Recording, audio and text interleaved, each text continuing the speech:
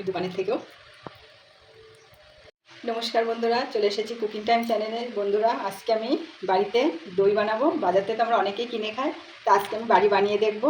দই বানাবো যেহেতু বাড়িতে, তো দেখবো কেমন করে বানাতে পারি, আপনাদেরও দেখাবো। তো দেখুন, এখানে আমি কড়াইটা, এখানে আমি একটা ননস্টিক করে কড়াই বসিয়ে দিয়েছি। আমি 500 দুধ নিয়েছি। আপনারা চাইলে 1 কেজি 2 কেজি যেরকম পারবেন সেরকম বানাবেন। আমি 500 গ্রাম দুধ নিয়েছি এখানে।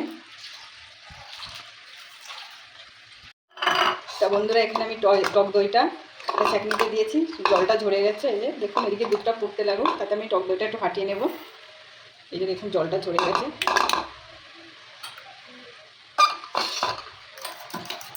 টক দইটা একটু ভালো করে ফাটিয়ে নিতে হবে। আমি এখানে একটু গুঁড়ো দুধও ব্যবহার করবো বন্ধুরা, আপনারা চাইলে ব্যবহার করতেও পারেন, নাও পারেন, এতে করে দুধটা তাড়াতাড়ি একটু ঘন হয়ে যাবে। এই দুধটা কিন্তু বন্ধুরা 500 হাফ করে নিতে হবে। দেখুন, হাফটা হয়ে গেছে।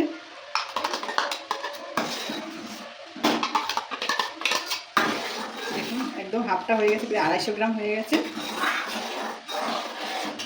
আর একটা কড়াই বসিয়ে দিয়েছি, চিনির একটা ক্যারামেল তৈরি করে নিতে হবে।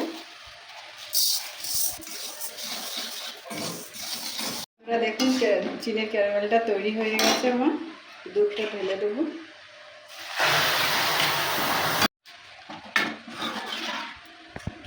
এই যে বন্ধুরা, এবারে ফাটানো টক দইটা দিয়ে দেবো।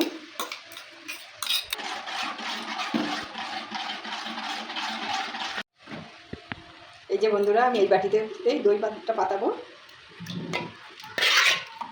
এই যে বন্ধুরা, আমি এই গামলাতে বসিয়ে দেবো দইটা বসানোর জন্য, মানে জমানোর জন্য। এরকম একটা দিয়ে দেবো।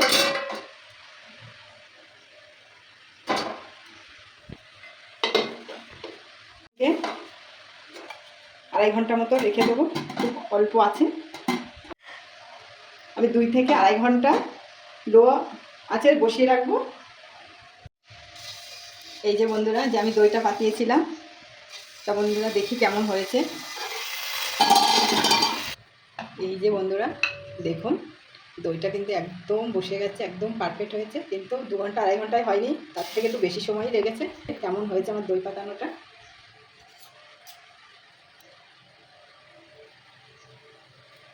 দেখুন বন্ধুরা, কিন্তু অসাধারণ হয়েছে। দেখুন, পারফেক্ট হয়েছে।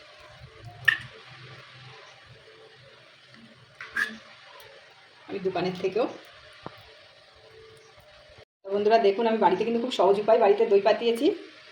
দেখুন, কিন্তু দেখতে খুব সুন্দর হয়েছে। তারপর দেখবো দোকানের মতন হয়েছে কিনা। এই প্রথমবার আমি বাড়িতে দই বানিয়েছি। সত্যি বন্ধুরা, দারুণ হয়েছে কিন্তু। একদম বাড়ির দোকানের মতনই আমি দইটা কিন্তু বানিয়েছি। দেখুন, তবে আমার বাড়িতে দই পাতানোটা কেমন হয়েছে অবশ্যই কমেন্টে জানাবে। আর কে কে বাড়িতে দই বানিয়েছে সেটাও কমেন্টে জানাবেন। নতুন বন্ধু হলে অবশ্যই সাবস্ক্রাইব, লাইক ও শেয়ার করবেন।